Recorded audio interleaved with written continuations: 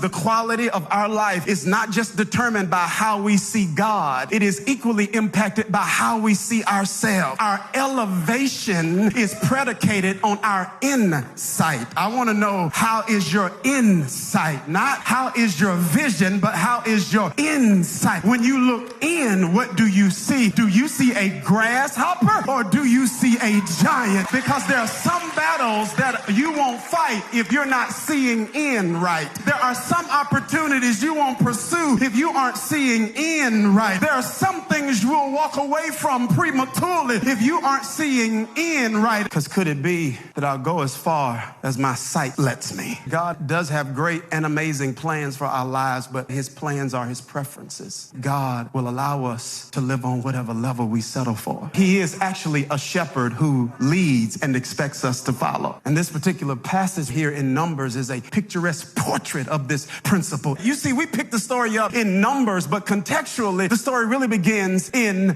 Exodus. The word Exodus means exit. Therefore, the content contained in the book of Exodus is content that exposes us how God provided an exit for Israel out of 400 years of Egyptian captivity. Now, the title of the book is encouraging to me because it reminds me that God is a God of exits. Why is that encouraging to me? Because if God is a God of exits, it means I'm never trapped.